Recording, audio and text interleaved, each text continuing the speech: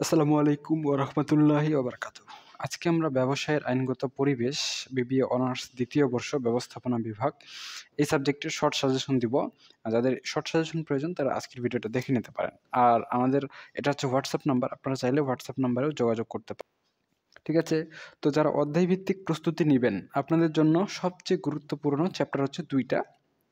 একটা হচ্ছে অধ্যায় ১ চুক্তি আইন পরিচিতি, আরেকটা হচ্ছে অধ্যায় ৫ বাংলাদেশ শ্রম আইন ২০০৬। এই ২ টা অধ্যায় আপনাদের জন্য সবচেয়ে বেশি গুরুত্বপূর্ণ। ৮ টা চ্যাপ্টারের মধ্যে ২ টা চ্যাপ্টার পড়লে এখান থেকে মোটামুটি ৬০ থেকে ৭০ নাম্বার পর্যন্ত কমন থাকবে।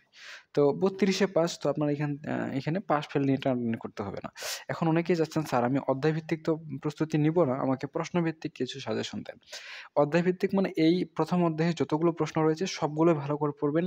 ৫ম অধ্যায়ে যতগুলো প্রশ্ন রয়েছে আপনার ব্যতিক্রম ইজি প্লাসে সবগুলোই আপনারা ভালো করে পড়বেন। যেহেতু ২ টা চ্যাপ্টার পড়বেন ৮ টার মধ্যে।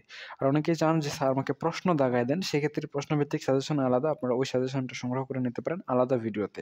ঠিক আছে? আর আমাদের এই সাজেশনটা পিডিএফ আকারে দিয়ে দেওয়া হয়েছে, প্রশ্নভিত্তিক সাজেশনটা বিবিএ গ্রুপ অল ডিপার্টমেন্ট।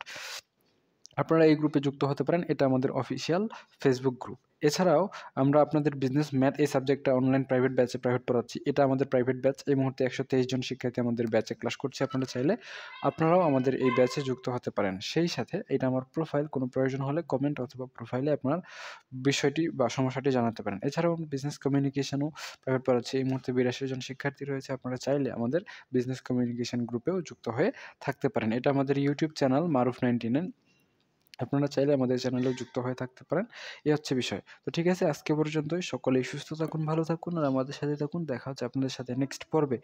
ততক্ষণ পর্যন্ত খোদা হাফেজ।